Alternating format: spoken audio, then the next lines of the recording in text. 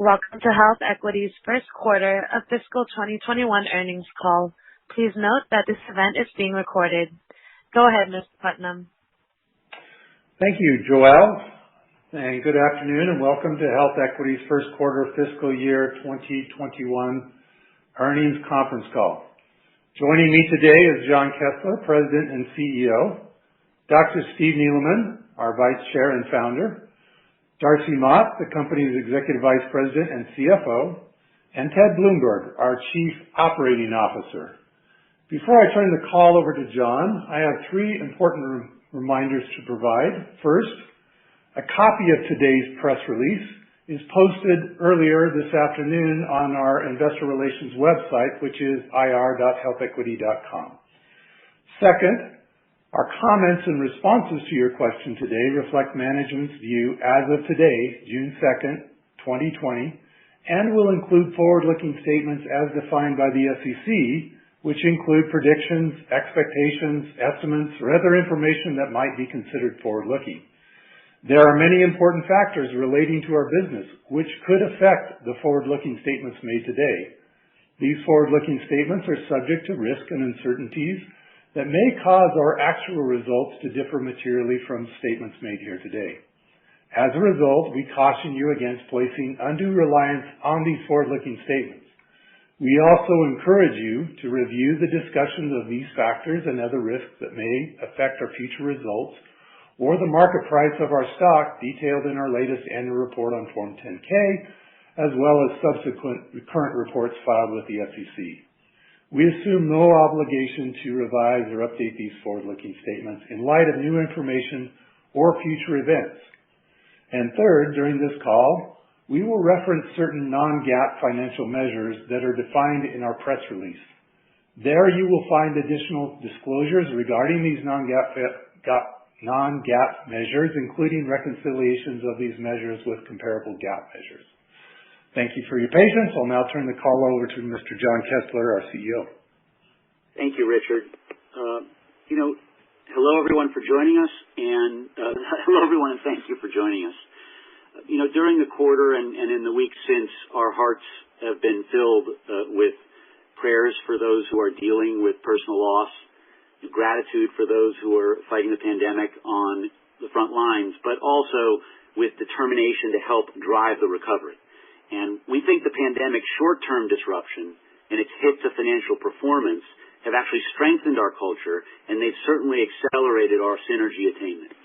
And we believe this moment has permanently accelerated market trends that were already in evidence before the pandemic that favor those like HealthEquity with operating scale, with product depth, with proprietary technology, and with solid cultural foundations. On the call, I will discuss fiscal Q1 performance against key metrics and strategic implications of the COVID-19 pandemic and its economic fallout. Ted will describe our operational response to the pandemic, and Darcy will detail fiscal Q1 and expected operating performance. Steve will join us for market and regulatory color during Q&A. No doubt the pandemic and its economic fallout will hit our results in the near term. They already have. Fiscal Q1 revenue of $190 million and adjusted EBITDA of $63 million, while up 118 and 62% year over year respectively, were impacted by our members' inability to use commuter benefits or spend on health care during extended lockdown in the second half of Q1, as well as by lower interest yields as anticipated on our Q4 earnings call. An adjusted EBITDA margin of 33%, despite these conditions, though, speaks to the profit potential in our business. And sales showed resilience as HealthEquity opened 104,000 new HSAs, grew total HSAs to 5.4 million. Similarly, HSA assets held steady at $11.5 billion despite steep market declines, and HSA cash grew by $40 million as members continued to contribute. Total accounts, which include CDBs, fell from 12.8 to 12.7 million, with new CDBs and new HSAs offset by runoff of CY19 accounts on the CDB side, as anticipated in our Q4 earnings call. Custodial revenue performed as we previously anticipated, and the team has kept depository partnerships healthy, adding more than $2 billion in capacity in just the last 6 months. That's a long way of saying we anticipated and hoped to give you a hell of a quarter when it started. But the pandemic's impact on our financial performance will fade, and it will fade likely with the economy's gradual reopening. More importantly, we believe that the accelerated opportunity is permanent. So we are likewise accelerating achievement of our operating synergies from the WageWorks integration. We're accelerating migration from legacy platforms, and we're accelerating deployment of our total solution for connecting health and wealth to employers and consumers who now more than ever are searching for win-wins. So I'd like to have Ted detail what the team delivered on this course in Q1. Ted. Thanks, John. As John said, our response to the pandemic is to go faster. So I'd like to tell you what that meant in Q1. The team reached $40 million in achieved net synergies in Q1, and we anticipate achieving our $50 million net synergy target by the end of this year's Q2, 6 quarters faster than initially promised, and before fully achieving the benefits that will come from platform consolidation. Going forward, we will report these incremental benefits not as standalone synergies, but as cost reduction and margin improvement in the ordinary course. The team finished its 4th legacy platform migration and is on track to deliver 6 to 8 more this year. As of today, more than half of HSAs and HSA assets have been migrated. Retention during these migrations has more than met expectations, a testament to the hard work of our service delivery and relationship management teams. Our sales team has built a strong FY21 sales pipeline despite COVID-19. HSA bundled RFPs are up meaningfully year over year. Over 1/3 of our large managed clients are in cross-sell discussions, and we have launched new network partnerships across health plans, retirement providers, and benefits administrators. We have made good on our promise to bring remarkable Purple service to everything we do. In Q1, member call satisfaction scores on legacy WageWorks platforms increased 10 percentage points, driven by a strong performance from our frontline team members and onshoring calls, a process we will complete this month. The team accomplished all of this while 97% of us were transitioned to remote status, an effort so effective that we believe HealthEquity could maintain a successful remote work posture indefinitely if needed. In fact, we recently announced internally that 3 of our smaller offices will not reopen post-pandemic. And finally, with all of that, we applied Purple spirit and innovation to immediately aid recovery for our members in a few ways. First, we are excited to formally launch our Health Savings Score program. This is a proprietary algorithm that helps companies and individuals think about their retirement readiness and that of their employees from a health perspective. We are especially happy that the score isn't just a number. It comes with actionable recommendations to improve results. Our pilot clients loved both the score and the recommendations, and we are excited to roll it out more broadly. Second, as many of you know, U.S. payrolls fell by 21.9 million workers in April, with many additional new jobless claims in May. The newly unemployed are just now beginning to tackle the challenge of staying covered. As one of the largest managers of COBRA and other health benefit continuation programs, if not the largest, we see the present situation as an opportunity for Purple leadership. COBRA eligibility confirms multiple options to stay covered, options few consumers fully understand. So in addition to 24/7 live support for our members, and with a little help from our friends at the Dave Ramsey Show, we've launched healthequity.com/stay covered, a public resource for consumers to learn about their employer-sponsored, government, and commercial coverage options. I encourage all of you to check that out. The team did right by commuter members as well, working with hundreds of transit and parking providers nationwide to facilitate refunds for monthly passes not needed and launching what we believe to be the only comprehensive online resource for commuter pass refunds. Finally, when the IRS authorized disaster relief accounts, within days, our team had a solution ready for our clients and partners. These are things only an organization like HealthEquity with scale, depth, platform ownership, and a strong culture can do, and we are proud to be helping our members, clients, partners, and the public in these ways. I will now turn the call over to Darcy to review the financials and outlook. Thank you, Ted. I will review our first quarter GAAP and non-GAAP financial results. A reconciliation of the GAAP measures to non-GAAP measures is found in today's press release. Our fiscal first quarter financial results, as you know, include the operations of WageWorks, which was acquired in Q3 last year. First quarter revenue grew overall and organically in each of our three categories. Service revenue grew to $111.3 million, representing 59% of total revenue in the quarter and 315% year-over-year growth. The increase is primarily attributable to 173% growth in average total accounts from acquisitions, including WageWorks, and new sales. Custodial revenue grew to $46.9 million in the first quarter, representing 25% of revenue in the quarter and 12% year-over-year growth. The increase is primarily attributable to 30% growth in both HSA cash with yield and in HSA investments with yield year-over-year, partially offset by a lower annualized interest rate yield of 2.12% on HSA cash with yield. Previously, we have provided yield data on legacy HealthEquity HSA cash only. As Ted mentioned, we have now migrated over half of the legacy WageWorks HSA assets to the HealthEquity Classic platform. Accordingly, we have adjusted our disclosures to separate HSA cash and investments with yield from those without yield. We will continue this separate disclosure until we have migrated the non-yielding HSA assets to become yielding assets. The HSA cash yield of 2.12% for the quarter is a blended rate for all HSA cash with yield during the quarter.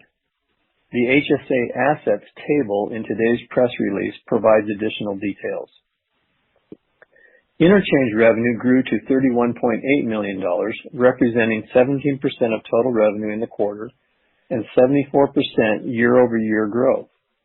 The increase is primarily attributable to growth in average total accounts and a negotiated more favorable interchange share, offset, as John mentioned, by significant fall-off in spend across our platforms in the second half of the quarter. Gross profit nearly doubled, reaching $108.1 million compared to $57.8 million in the first quarter of last year.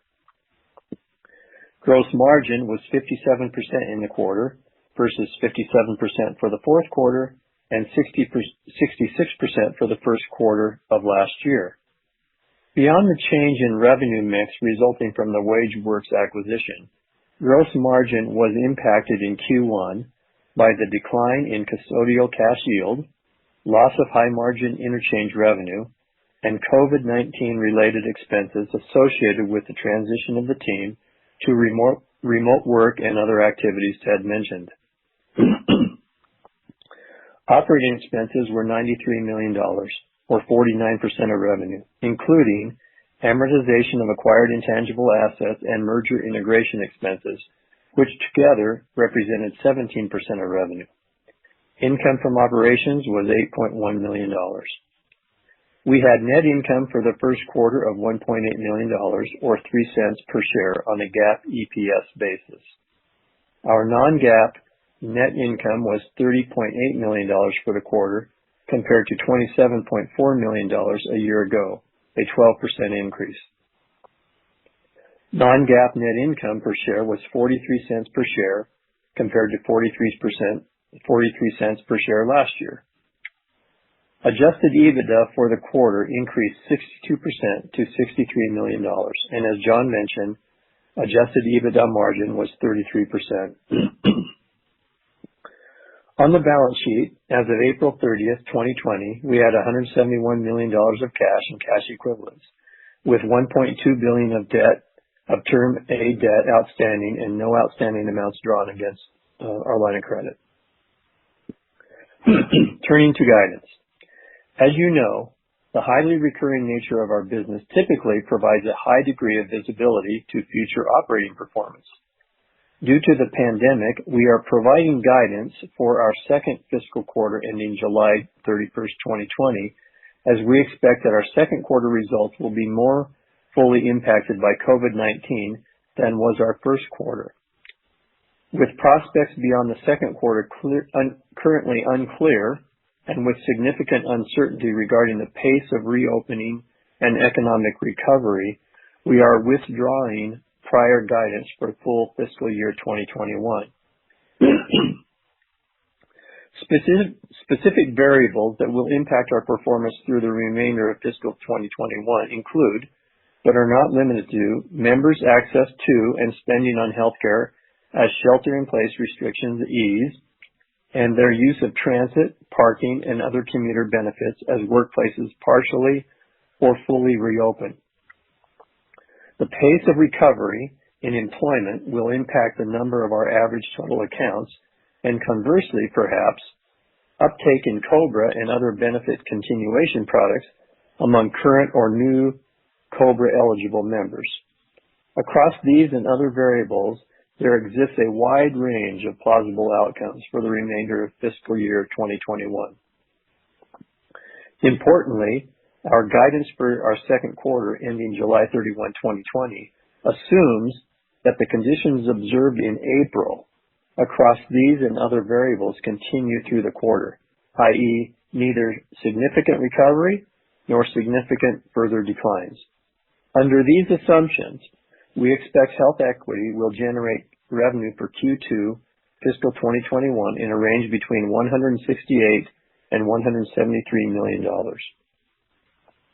We expect our non-GAAP net income to be between $17 and $22 million, resulting in non-GAAP diluted net income per share between 23 cents and 30 cents per share.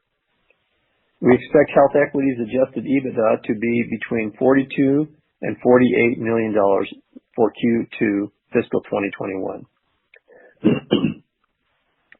Today's guidance includes the effect of Q2 of having achieved approximately $40 million in annualized run rate net synergies achieved as of the end of the first quarter.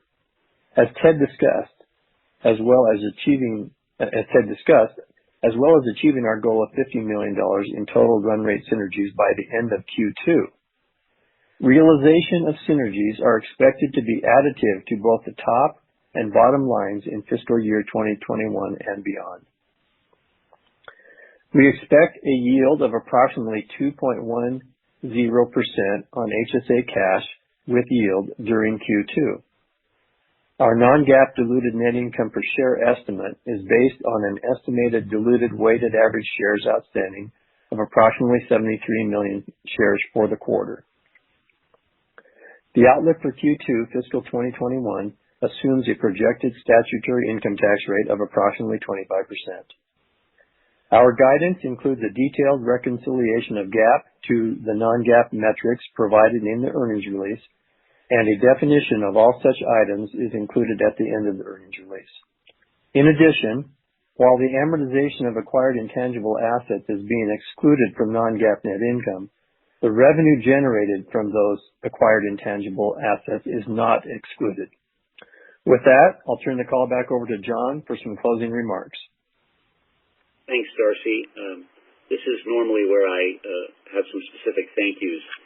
In this quarter, there are just too many people to thank for the extraordinary way and remarkable way in which our teammates have taken care of and supported each other during COVID, and more recently, the thoughtful way in which they have begun to process the killing of George Floyd and the other recent events involving race in the country. I think the best thing that we as leaders can do to honor the sacrifices of our team members and the fact that they are able to stay focused during these events, and the best way we can honor the trust that you as shareholders place in us is to stay at work and to attain our synergies as fast as we can, to permanently accelerate or to take advantage of the permanent acceleration that we see in market trends that really we are very well positioned to capture and to further our mission of connecting health and wealth, and to do all of that in a way that leaves us with a stronger culture than coming into this particular crisis. And that's what we're going to try and do. So with that, I will stop and welcome your questions. Thank you. To ask a question, you will need to press star 1 on your telephone. To withdraw your question, press the pound key. Please stand by while we compile the queue. Our first question comes from Anne Samuel with JP Morgan. Your line is now open. Hi, guys. Thanks for taking the question. Hi, Because you're not providing full year guidance, but can you help us with how we should be thinking about what the COVID impact is on maybe each of the different business segments to kind of build it up, just particularly in 2Q, just given it's a little bit below what we were expecting? Thanks.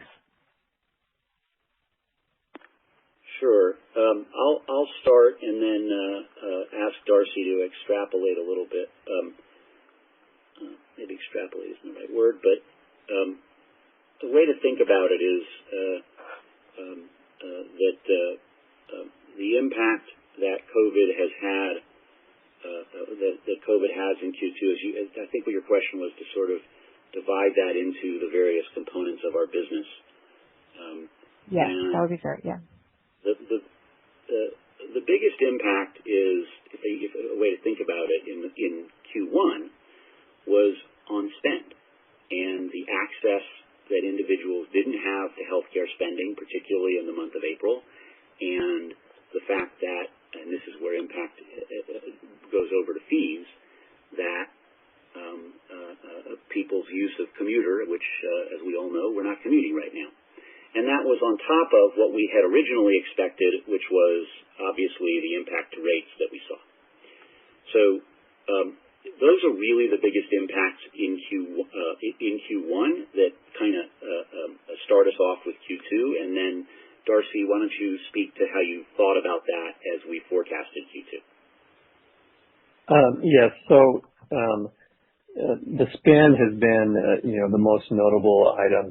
And even if you look at the Q1 results and then fast forward that to Q2, the spend we really started to see the impact of it in mid-March. And, which would kind of, that's basically when the country went on shutdown. And so that impacted Q1. And so what we've done for purposes of Q2 is we kind of took that spend rate, that we saw in April, which is a full month of basically shutdown, and we played that out for May, June, July. we acknowledge that that's probably a conservative way to look at it, but we like to be conservative and to see how fast this comes out. We are tracking spend daily, and Tyson and his team are watching this very closely, and so that's the approach we took with respect to interchange. If you think about the components of interchange, though, spend associated with healthcare in HSAs or FSAs or HRAs and then in commuter. In the HSA world, we always encourage people to spend less and save more. And so when they don't spend money out of their HSAs, that means the money is still in their accounts and they're still earning interest on it, and we're still earning interest on it. And so that doesn't concern us really from a long-term perspective. We always encourage people to do that, but to spend it when they need to. On the FSA and the HRA front, all of those dollars are generally characterized as use it or lose it. And I know there's been some delays or extensions of time allowed for spending, but the basic premise is that because the money's already been set aside in some fashion, that eventually that spend will come back. When exactly it will come back, we're not exactly sure, but we do believe that spend will come back. On the commuter portion, which is, a relatively smaller portion of the total interchange that we derive, but when that spend doesn't happen in April, it's not going to happen. As people come out and start opening up cities and primarily large metropolitan areas where mass transit starts operating more, then we expect that will come back, but we don't anticipate that the lost revenue will be recouped. So that's kind of how we looked at it. There's some service revenue obviously associated with some of those things, particularly like in commuter and so on and so forth, that are impacted, and the impact of unemployment on our service revenue hasn't really started manifesting itself too much to date. We'll see how things go, but it will probably, there's been some talk about, well, you'll get more COBRA and maybe that will offset loss in service revenue for those that were unemployed.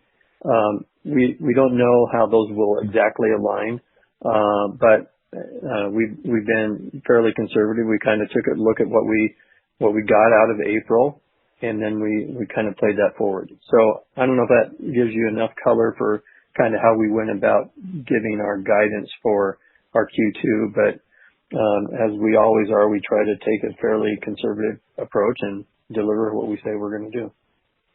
That's extremely helpful. Thank you.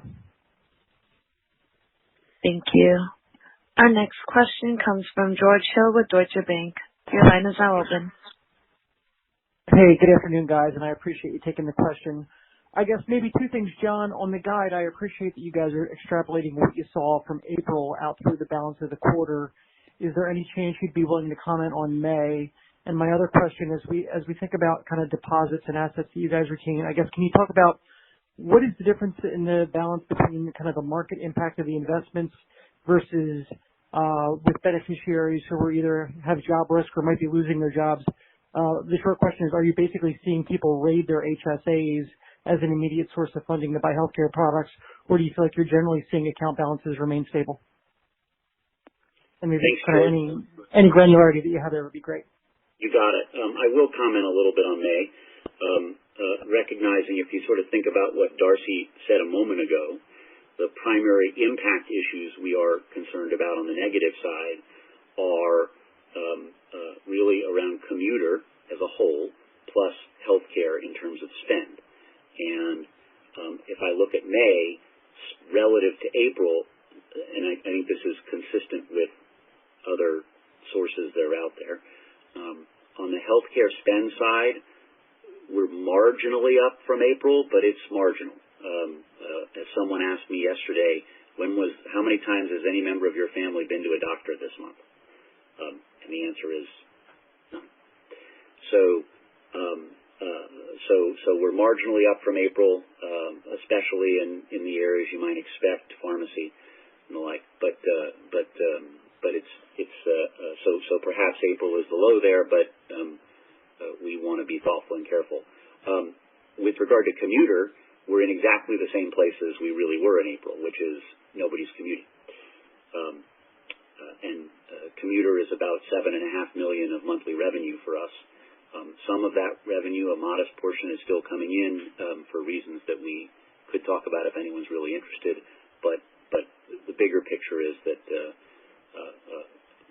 that one is going to be out of commission until things start to reopen.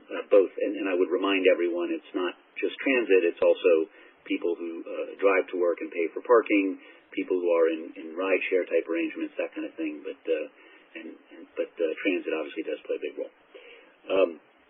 The second question, let me say one other thing about May, which is about COBRA. We are between mid-April and into mid-May, and we'll talk about this more if someone wants to ask. We did begin to see the effects of the uptick in the unemployed population. Qualified events between mid-April and mid-May were up about, depending on the week, between 10 and 30% on a year-over-year basis. And call volume kind of followed that. And then, in addition, we saw a modest uptick in the percent of those who are making COBRA elections, and that sort of makes sense since in a normal year, most qualified events are people who are moving to another job or the like, and in this case, that's not true. As unemployment has stabilized a little bit in recent weeks, our activity there is off its peaks, and it's a little early, but those are things that we saw in May. As to the second part of your question, which was essentially, I appreciate the way you put it, which is, are people rating their HSAs? The short answer is no. That is to say, a couple of points. First of all, let me start with the employer side of things. If I look at the first quarter, contributions from employers were essentially flat year over year, meaning that employers have not taken their contributions off the table. We didn't see that in April either.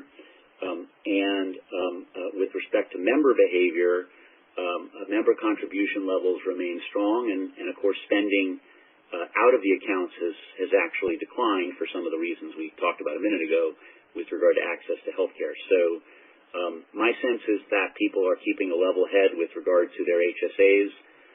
We actually grew the number of our members who invest by about 38%, and obviously that was much faster than account growth. So that seems like a good thing from a long-term perspective, and a good sign that members are kind of keeping their heads as the market goes up and down, and trying to do the right thing for the long term.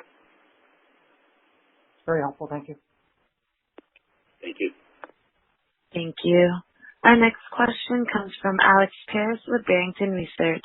Your line is now open. Good afternoon, everyone. Hey, Alex. This is Chris sitting in for Alex. Oh, okay. Hi, Chris. Sorry.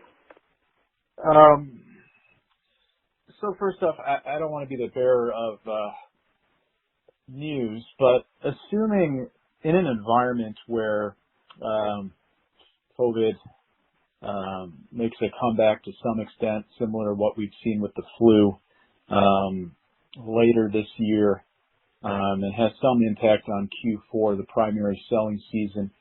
Can you talk about just the things that are in place given what you've experienced with your current workforce, and how the company would be able to flex and sustain profitability?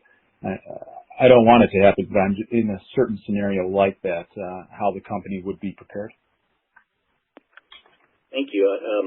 This is a risk management environment, so it's better to be the bearer of hypothetical bad news and have us plan for it.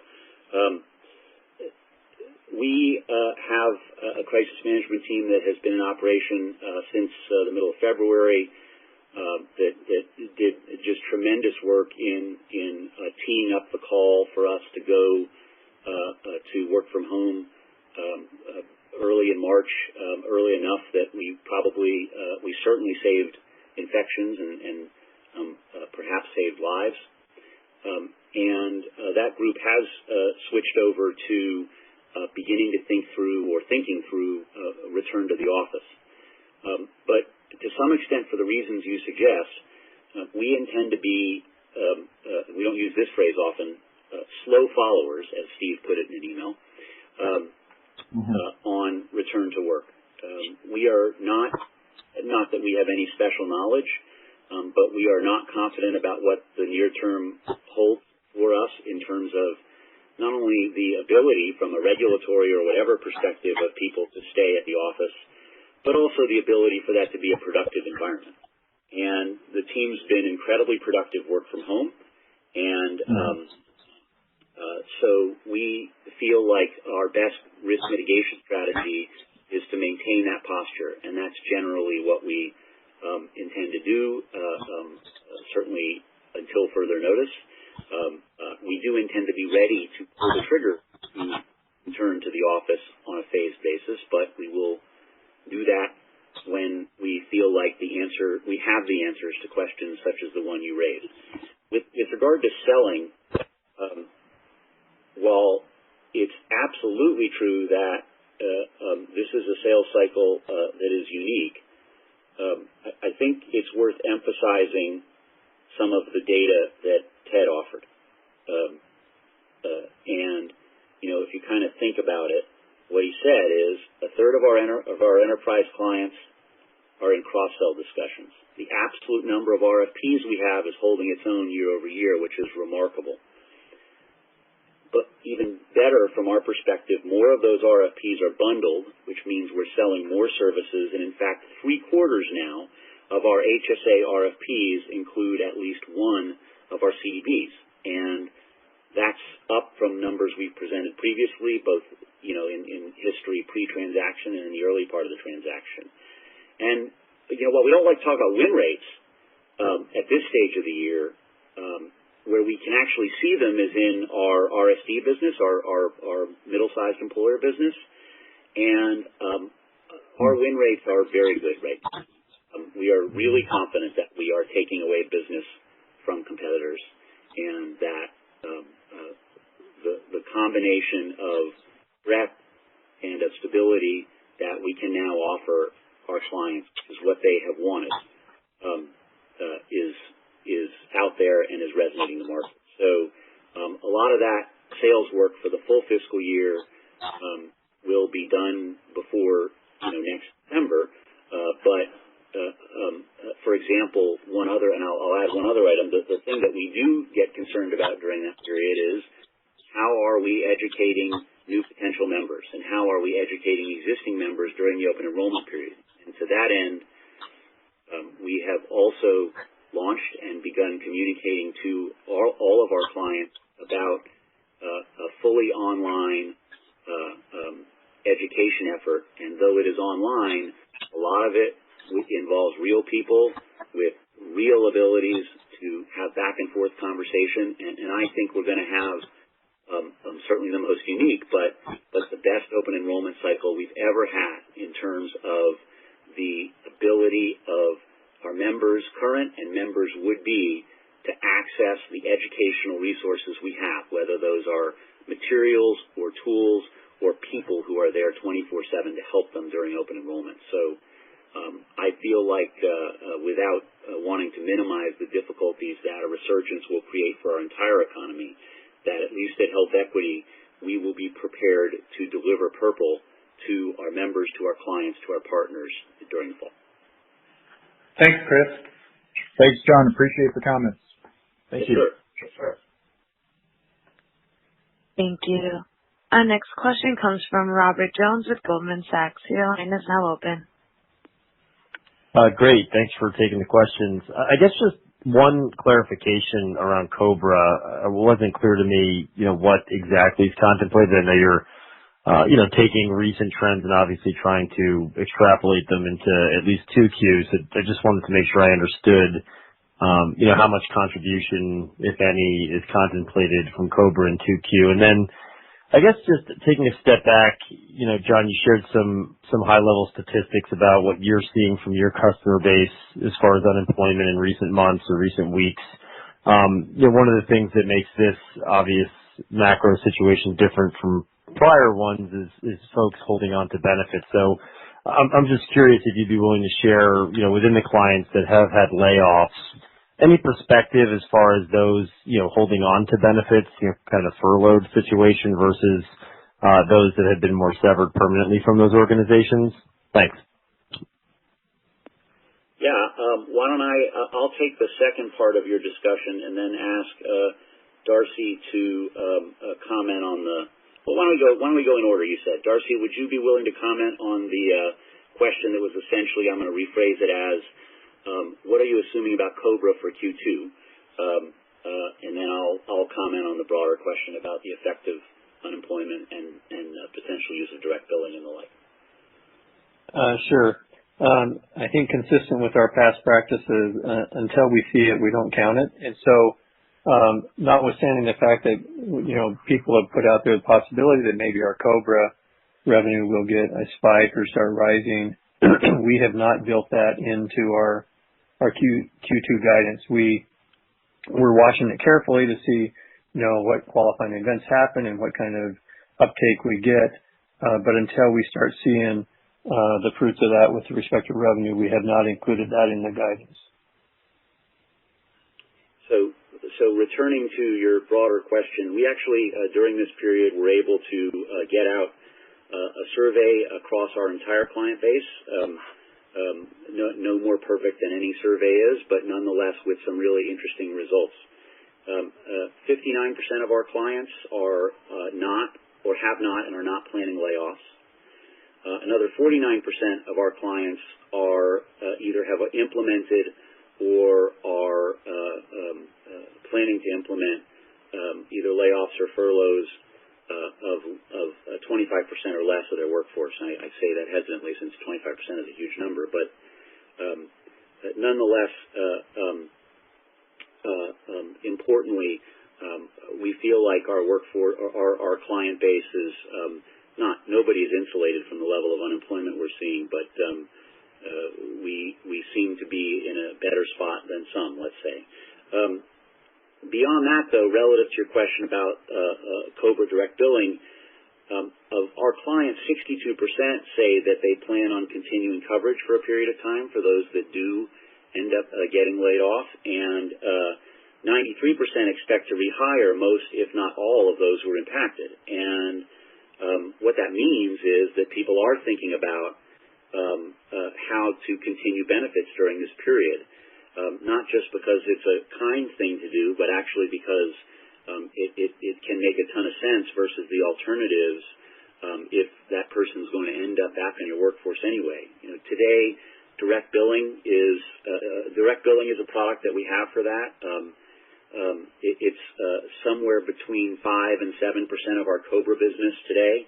So a way to just think about it as a sort of subset of we call COBRA really benefits continuation. Historically, direct billing has been for retirees, where the company will provide some amount of health coverage in retirement for a period of time, or as they leave the firm, and we'll continue to offer them health benefits. But obviously, in this setting, we think there is the possibility that this will grow with regard to those who are in temporary furlough situations. And obviously, we see more employers are interested in keeping people on benefits, because they expect to rehire them. So we do think there's some potential for growth there. And obviously our pipeline in both COBRA broadly and retiree billing in particular is quite healthy, very healthy. But we want to see it, and so that's something maybe to think about a little more as we get into the latter half of the year. That's super helpful context. Thanks, John. Thank you. Thank you. Our next question comes from Donald Hooker with KeyBank. Your line is now open. Great. Good afternoon. This might be a tough question to answer, but would love to hear your perspective in terms of as you think about the competitive environment for your services. Everyone's feeling pain. I think last quarter we talked a little bit about how at WageWorks your exposure to interest on custodial cash is maybe a little bit less than some of your competitors, which could be obviously a relative positive for HealthEquity. Can you talk about what you think you might be seeing across other similar service providers to employers, and how they're sort of faring as well and competitively? Yeah, a couple of thoughts, Don. Thank you for the question. I'm going to answer, and then since I know Steve has had an opportunity to talk to some of our competitors in the last few weeks, I'm going to ask him to maybe offer some color. First of all, as you referenced, I think the key fact for people to be aware of is that by virtue of the business model that we have evolved to and are continuing to evolve, there are competitors that are far more exposed to the current environment than we are. The average HSA provider generates about 50% of its margin from, 55% of its revenue from net interest income. And as you know, from the current quarter we just reported, we generated about 25% of total revenue from gross interest, and of that, about 23% or so was from the cash side. So we feel like we have an opportunity to kind of come out of this ahead, and more broadly, as you know, generally when downturns happen, people take a look at their businesses and look at opportunities where they really want to deploy scarce capital and where they don't. And so markets consolidate. And, Don, we're spending a lot of time thinking about how to, one of the reasons that we are kind of keeping the gas on integration and those kinds of activities is that we think there are going to be consolidation opportunities. We're certainly thinking about how to handle those given our capital structure, but we're not going to rush into anything because sometimes it's good to wait till see the tide roll all the way out, as it were.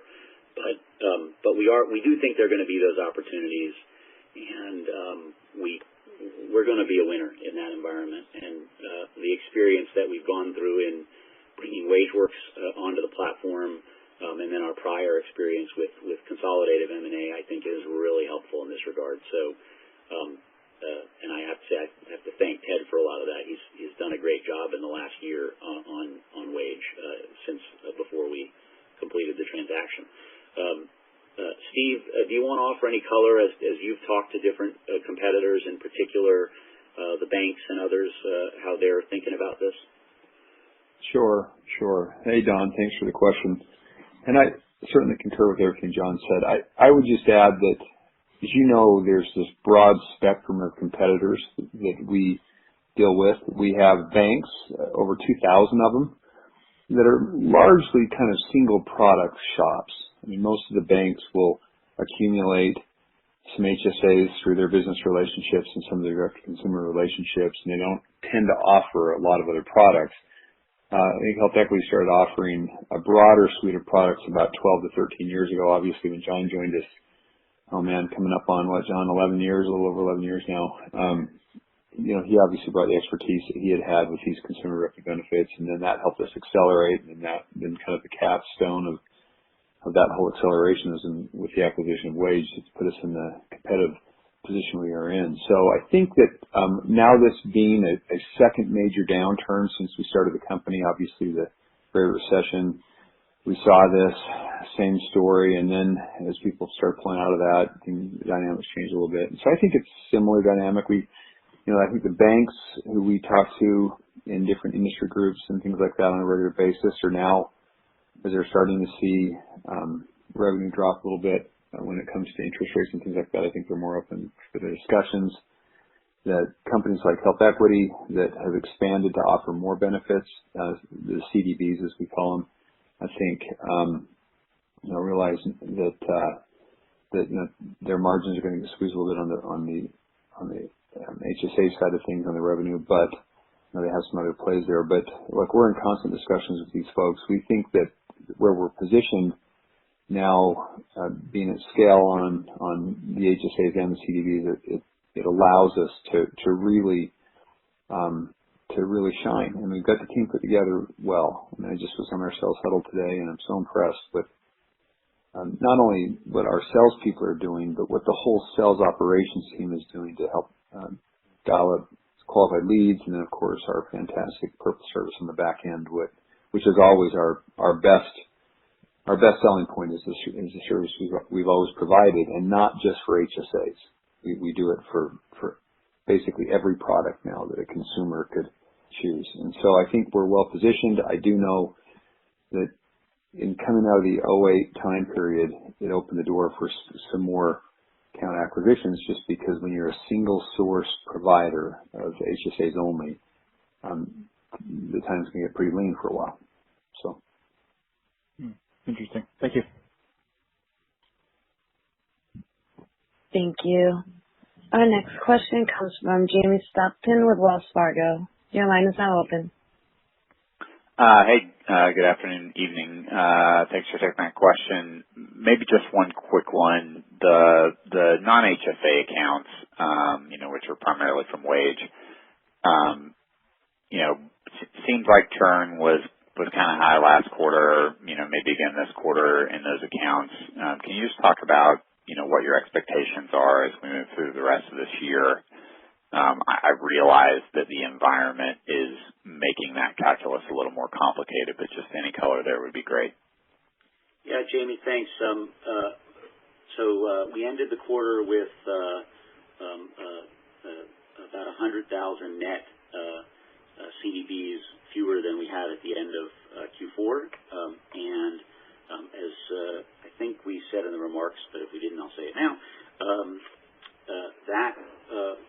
that consisted of a runoff of about 200,000 accounts, give or take. And we talked about this at some length on the Q4 call. You'll recall that we had hoped that we could somehow break those runoff accounts out and have just not report them ever in the first place, and we just couldn't do it. So in any event, these are not accounts that left us. They are actually accounts that the way to think about it is it's the 2019 calendar plan year ending with grace period and the like. And we'll actually have a few more of those this quarter because for some employers the grace period is a little longer, but also because the government has given employer the option to extend it. And while I think most employers will not do that, some will. In any event, and we'll earn some revenue from that potentially. But in any event,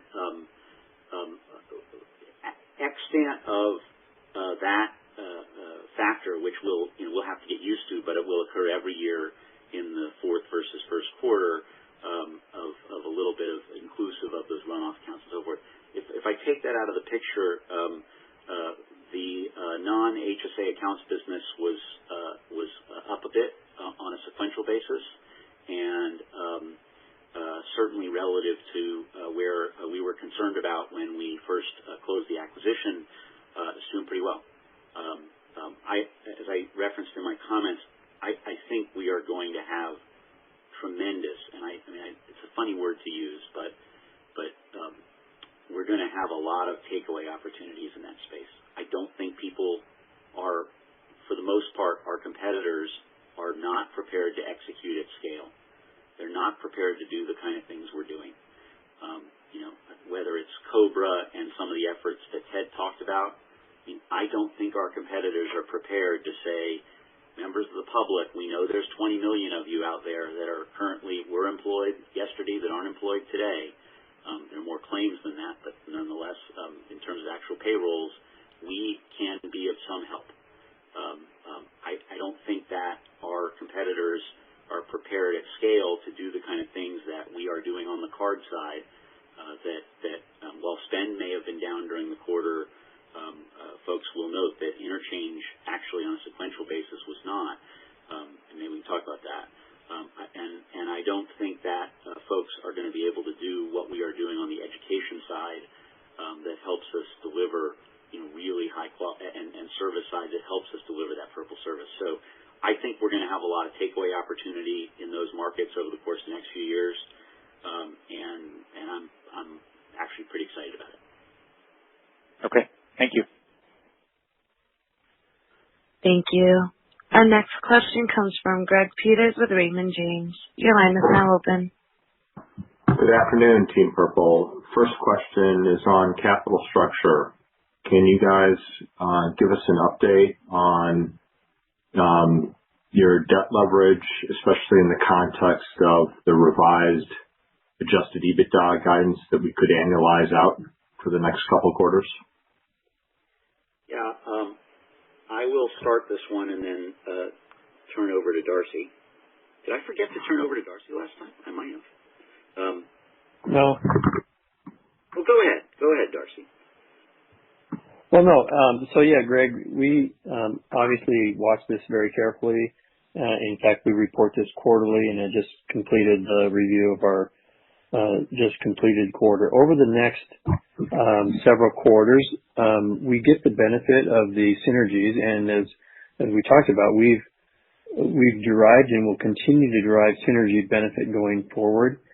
Our cash flows, even just for this quarter, if you look at it, we were down $20 million in cash, but a big portion of that was actually the payout of the FY20 bonuses that impacted cash in this quarter that is not a cash drain next in the ensuing quarters in the next periods.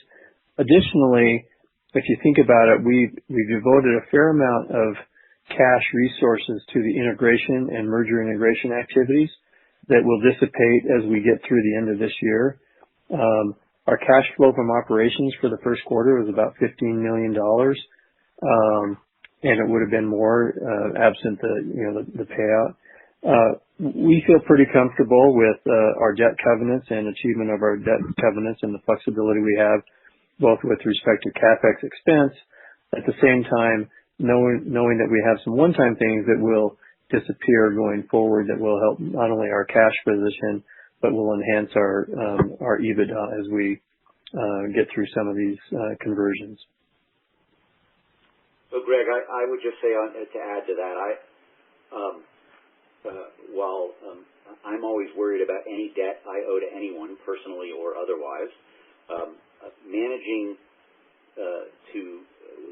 managing within the existing capital structure to meet our debt obligations and so forth is even in any really plausible scenario with regard to the rest of the year and so forth, I feel fine about. What I'm, I think, more focused on, and what I urge our board to focus on as well, is that we are a growth company, and when we took on this debt as part of the WageWorks transaction, it was with the expectation of fairly rapid deleveraging. We're dealing with COVID now. As I said, I suspect that one way or the other, the impacts of COVID on interchange and the like will fade. I'm less sanguine that the impacts on interest rates will fade very quickly for reasons you and I commiserate on occasion. And so I want to think about that. And what I don't want to happen is for the fact that we will be managing to our existing debt load and so forth to deter us from being aggressive on our investing, whether it's in innovation, whether it's in sales, or whether it's in consolidated M&A. And I'm not going to be terribly hesitant to encourage us to make changes to capital structure, whatever the change may be, that allow us to do that. Right now, we benefit from the fact that we borrowed money in a very conventional structure at very low rates, and we're going to hold on to that with dear life, and certainly and so forth. But we're going to do what we can to both continue delevering and also to be aggressive. And we'll see what that means as time goes on. But what we're not going to sacrifice is the idea of growing and the idea of being aggressive about what I really believe is an opportunity that this thing has presented to us, given the acceleration of trends that were already out there in the market. Got it. Thank you for the answer. There's not a Thank part you. like D. Where's the like 4 or 5 parts? I have 5 parts, but I'm not allowed to ask them. All right. Okay. Let's go to the next one. We'll come back. Stay if you want. We'll come back. Thank you. Our next question comes from Vikram Kasava-Bhatla with Guggenheim Securities. Your line is now open. Yeah, thank you for taking the question. Appreciate all the color you've given so far on the impact to the business. But I'm just curious, if we go back to the prior fiscal year guidance range, it seemed like some of the macro trends had been taken into consideration at the time, and some of the assumptions that were embedded within that. And so I'm just curious if you can talk about what the biggest surprises have been relative to those initial assumptions based on how the market and consumer behavior has evolved here in the last few months. Any color there would be helpful as we try to put the forward commentary into context. Thanks. Absolutely, Vic. When we guided at the outset, we made clear that we were adjusting our guidance to reflect, or we were reflecting in our guidance, about $30 million less revenue from interest from custodial than we would otherwise achieve. In other words, what we knew at the time was that rates were not good, and that we sort of wanted to put that in a box and said, all right, here's the effect of that, and brought it to you. we said at the time that we thought that other than that while there might be, and it's sort of funny to think about it now, I don't know, 3 months plus later, and speaking to you from my living room floor, that at the time, I think we were with the general consensus that there might be some period of disruption in, commuting and the like, but that it would be relatively short. And certainly we were not thinking about people not having long-term access to the healthcare system, and therefore just the practical ability to spend funds. And so I think the biggest thing that has taken us by surprise is what feels like much longer-term impairment of revenue from commuter. I'm sure Darcy and Tyson never want me to use the word impairment, but I use it in its colloquial sense for our accounting friends. But the somewhat longer term, and then longer term maybe 3 months, longer term maybe 6 months. I don't really know, but certainly longer than a few weeks. Issues on the commuter side, and then on the healthcare spend side, where that one I wish we had perfect visibility to it.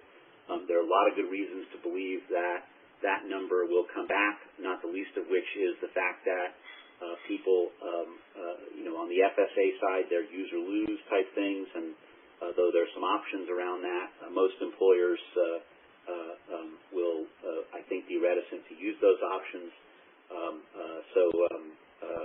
That spend, I think, will, at the very least, is likely to come back to its current, its prior levels, and we may actually see some, makeup of the spend. I just don't know when, and we wanted to call it as we see it, and that's what we're doing here. So that was really our thinking. I guess one other thing that has surprised me that's worth mentioning is the adaptability of our team and their ability, even during a period where we have, some extra money that we have to spend to keep everyone safe and functioning and so forth, their ability to generate synergies that we expected to get later, to do so sooner.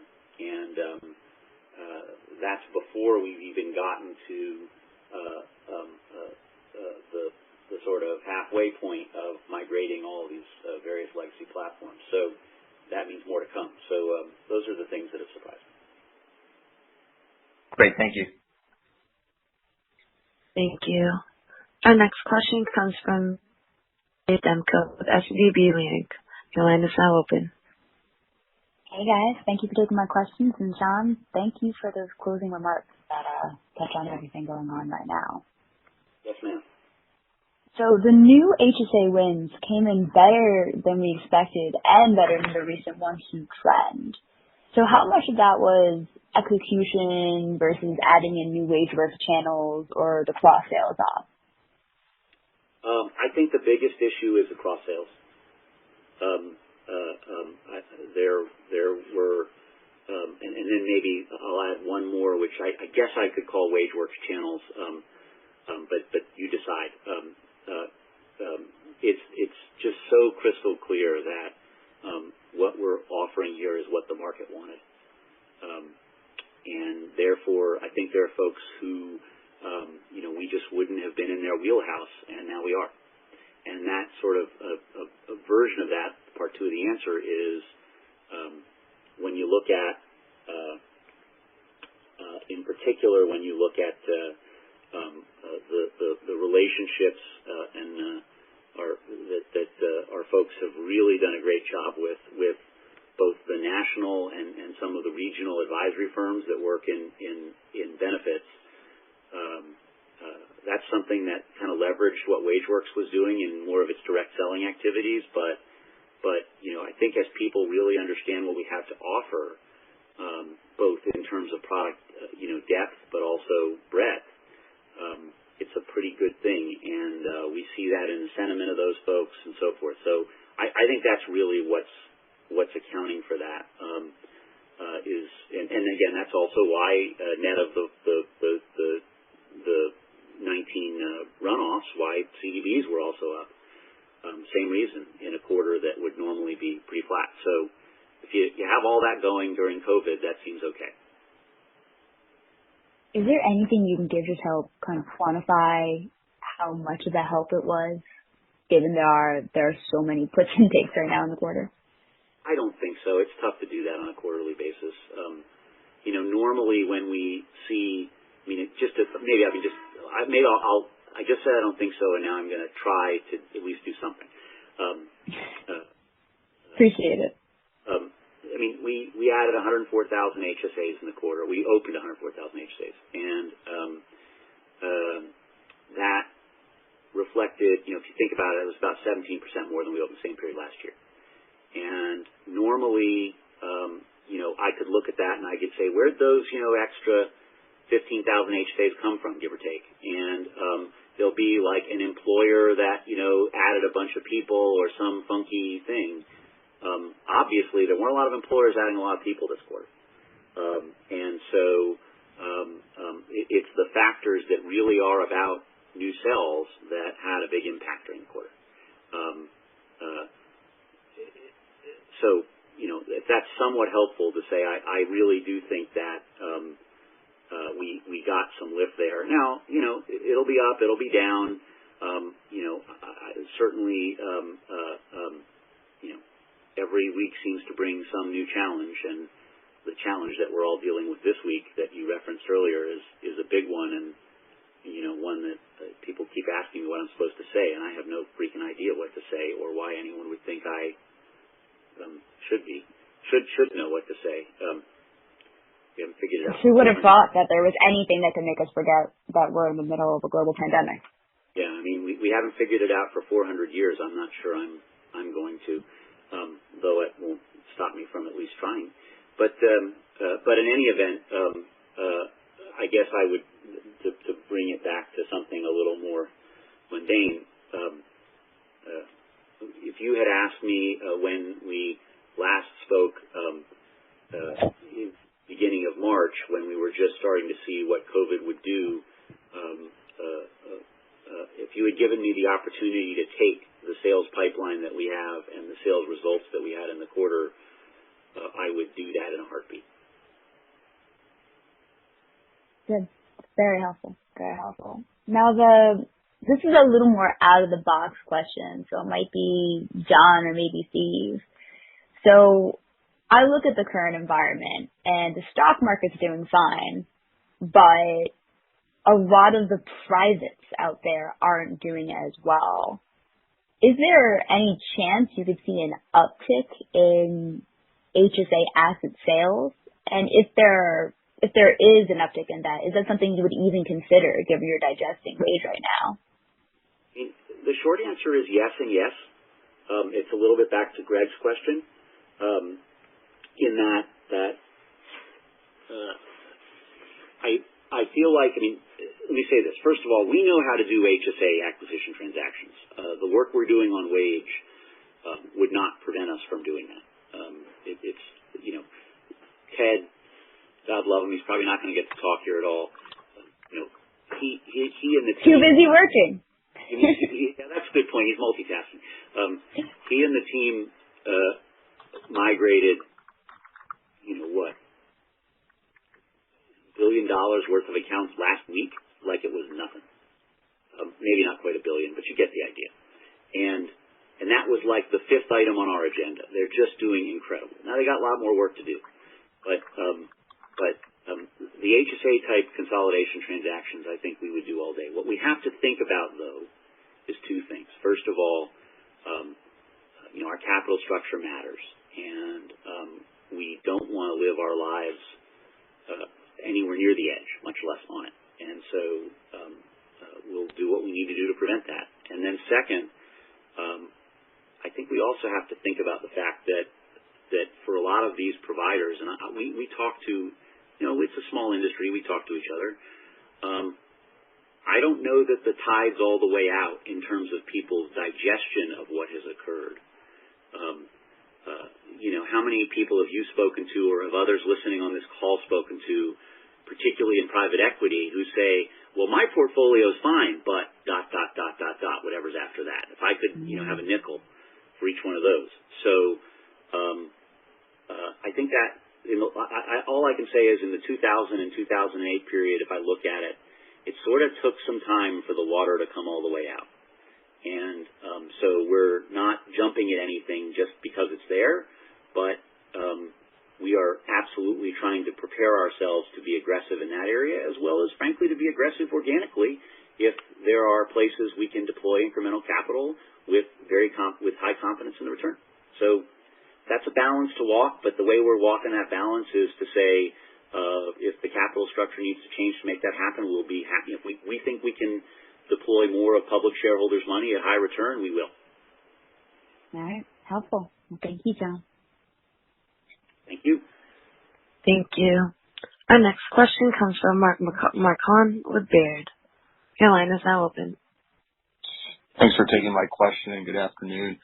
Just wondering, can you talk a little bit about the competitive environment as it relates to, adjusting pricing on a monthly fee basis relative to, where interest rates are now? How does that unfold? I mean, you obviously went through it last time. And then how do you balance that relative to, some of the pressures that the clients are in and your long-term partnership perspective with them? Okay, Ted, get ready. This is it. My big moment. You go first. So let's talk about how we'd rather save people money by selling them more stuff. Okay, I can do that. I was going to answer the question a couple ways. That was going to be first, which is we are aggressively out in the marketplace talking to brokers, talking to consultants, talking to clients and prospects about a value proposition that is pretty simply what John just said. The more you buy from us, the cheaper it'll get on a per unit basis. And that's been resonating very powerfully, especially in an environment where people are looking at, kind of a stronger need for cost savings than maybe they faced 6 or 12 months ago. So I think that's answer one. The second one is, the second part of your question was how are we handling clients that are kind of in distress? And I think two answers to that question. The first one is extreme vigilance. My team and Tyson's team partner literally daily to be sure that we're checking in with clients that are, maybe having cash flow issues or that, are seeking relief. And thus far, the volume kind of hasn't really materialized.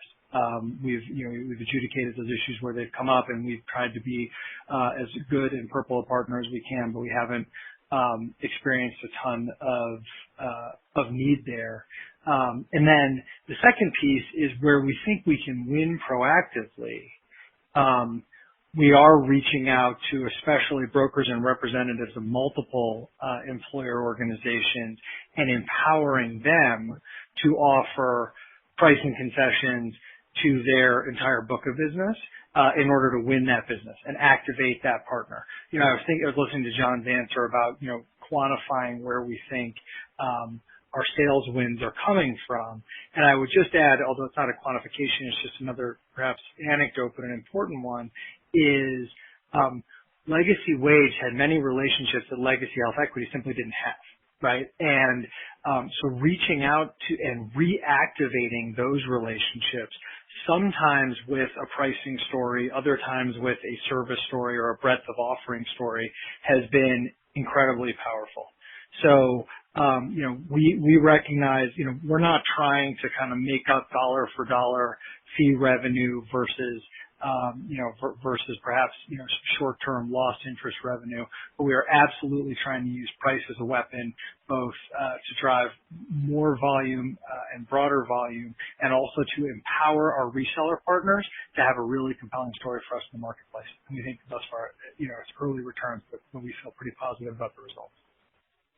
Really appreciate that. And then what do you think some of your competitors are doing that, are basically entirely reliant on, or to a much greater degree reliant on interest income for their revenue stream? Are they going to adjust, and does that provide an additional opportunity?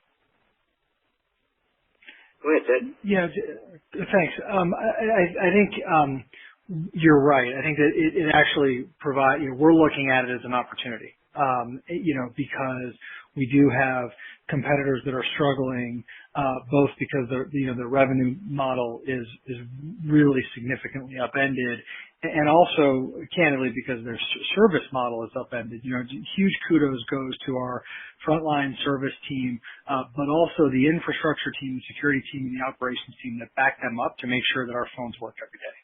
And we've had a pretty seamless transition from a service perspective that we think has won us some plaudits in the marketplace as well. Now, having said that, we have competitors for whom perhaps the revenue of this particular business is less relevant. And so we're keeping an eye on those folks as well. Because there are definitely opportunities for the stronger among us. We're not alone in being stronger. Great. Thank you very much. Thanks, Mark. Thank you. Our next question comes from Alan Lutz with Bank of America. Your line is now open. Thanks for taking the question. Darcy, I thought I heard you say that service revenue wasn't maybe as impacted as maybe you thought it would be. I guess a clarification on that. And then for the 2Q guide, is the assumption that remains stable or that there's some level of deterioration? Obviously, there's a lot of uncertainty around employment trends. Just trying to get a sense of what you're thinking there.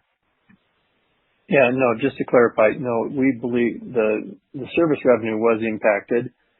Particularly, there's an element of the commuter service revenue that if they don't have the account, there's no service revenue associated with that. That was impacted. The part where we anticipated is in the runoff accounts, and so we know that there's a runoff element of service revenue that's impacted, and just in general activity in the first quarter. So yeah, if I came across that I said that service revenue was not impacted, it was impacted. And that's also reflected in our Q2 guidance. What was the second part of your question? No, that answered it. And then just a quick follow-up. Before May, before the 10 to 30% uptick in the KPIs for Cobra, what was that business run rating for revenue? Thanks. Our Cobra business. Go ahead, John. Okay. So Cobra business, depending on the month and so forth, but running has historically run about $85 million on an annualized basis. There is some seasonality to it, but I want to be clear in saying the uptick that we've seen is in QEs, qualified events, right?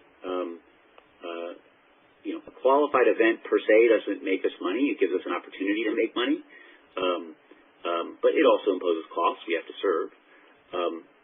But the opportunities to make money are in seeing more qualified events and perhaps a higher uptake rate on Cobra itself turn into more premium collections and therefore more revenue. But then also, as I mentioned, on the pipeline side for existing clients who don't have Cobra and new clients on the whole, the opportunity to bring those on and therefore just sort of expand the pie. And so I think there are both opportunities there, but I just want to be clear. It's not the case, Alan, that an increase in QE activity per se produces an increase in revenue. It just may presage it. Got it. Thanks, John. Thank you. Our next question comes from Sandy Draper with SunTrust. Your line is now open. Thanks very much and good afternoon. A lot to digest here. I'm going to try to simplify this and see if I've got it right. When I look at the sequential decline in April over January, it was a $10 million decline. If I just assume that 170 is sort of the midpoint of your guidance, it's a $20 million decline. So, and obviously on one hand you can just look and say, well, that makes sense because you're assuming a full quarter of COVID impact versus last quarter where it was partial. But when I think about the moving parts, custodial revenue should be relatively stable. That actually performed a little bit better. And as you pointed out, John, your interchange revenue actually was up sequentially, but it sounds like now you're expecting that to be down and then I would assume another step down in service. So I'm just trying to think a $20 million decline, how to think about that off the first quarter when interchange revenue was stable. So I'm just trying to think about the puts and takes that I get the whole idea of the whole full quarter impact, but it just seems like it's going to be a little bit different in terms of the three segments, and I'm just trying to see why that's happening. Thank you. Yeah, I'll start, and if Darcy wants to chime in, sounds good. First of all, you've done your usual excellent job of taking a lot of information and distilling it to its essence. If I think about Q2 versus Q1 on a sequential basis, the primary impacts are really full quarter impacts on interchange and service fees. The reason that we would expect interchange fees to decline Q2 over Q1 is that they always do. If we looked at the two, they did in Legacy HealthEquity, and certainly if I pro forma the two companies, though I understand Wage didn't report it this way, that would be true. And the reason it's true is because during Q1, you're dealing with new plan years. You're also dealing with grace period on the FSA side that gets spending. And then also we have more HSA members, and we have more, and obviously more FSA members in this case, who are new. And then also the HSA members who get employer contributions, which is most of them, spend a little more. So Q1 is always a very good interchange quarter. It comes down in Q2, a little bit more in Q3, and then comes back around. At least historically that was the case. And so that's a big part of it. The reason that, notwithstanding the fact that we saw the drop in spend that we talked about earlier, the other reason that Q1 interchange was higher, and this will be true in Q2 and for a long time to come, I'm pleased to say, is that as the quarter turned, we saw a change in the interchange yield, for lack of a better term, that we have negotiated with our card partners at Visa. We talked about this a little bit on the last call. The card networks, we invited all of them to take a look at our book once the acquisition was done, and I think it's fair to say they like what they saw in terms of the growth potential of the book, as well as the way we handle our businesses in terms of how we relate to the card networks and try and make things efficient for them. Came in with very aggressive proposals and very thoughtful proposals, and we ended up deciding to remain with Visa, and so you're starting to see in Q1, and we'll continue to see that while short-term spend is impacted, this is a synergy we said we would realize, and in terms of we said we would achieve, and in terms of actually achieving it, the job's done. Job's more than done, and so that will be a bit of a tailwind for us as spend returns. Darcy, you want to add? And just to even make that point even further, if you go back historically, Sandy, and look at interchange revenue even just on a HealthEquity standalone basis, there's a pretty good uplift from Q4 to Q1 almost every year. And the reason for that is, one, we've added a bunch of new accounts in the fourth quarter that are now spending in the first quarter, and there's a certain element of people, whether it's in an HSA or an FSA, who will spend some of that money. Maybe their employer loads their money into their account in January, and so then they have some things that they want to spend, maybe elective or whatever, and they go spend it if they plan on doing that. So our first quarter is always our largest spend and largest interchange revenue number. That did not really change with the merger. The same is largely true for FSAs. People, they go through their open enrollment, they've identified how much they're putting aside, and the interesting thing about an FSA or an HRA is you can spend that money before you actually have it deducted from your payroll. So there's a lot of spend that happens in first quarter, and then as John said, it goes down Q2 and down in Q3, and then it comes back up in Q4, primarily a function of the kind of the January effect of the new accounts coming on board. And so even though we had an increase in interchange revenue from Q4 to Q1, we expected a lot more. And it's masked by the decrease in spend that we normally would have seen in Q1. Got it. That's really helpful commentary from both you guys. Thanks so much. Thank you. I'm not showing any further questions at this time. I would now like to turn the call back over to John Kessler for closing remarks. Yeah, thanks everybody. We're going to keep working our butts off at it and try and be as transparent as we possibly can about how things are going and take it one quarter at a time from here. And hopefully between now and the next time we speak, there will be a few less clouds in the sky, but also maybe we'll all be a little more enlightened by then. So with that, I hope everyone has a great rest of the week, and stay safe, stay sane. I guess we were going with safe before all of this. Now let's throw in an extra dose of sane. And thank you. Thanks, operator. Ladies and gentlemen, this concludes today's conference call. Thank you for participating. You may now disconnect.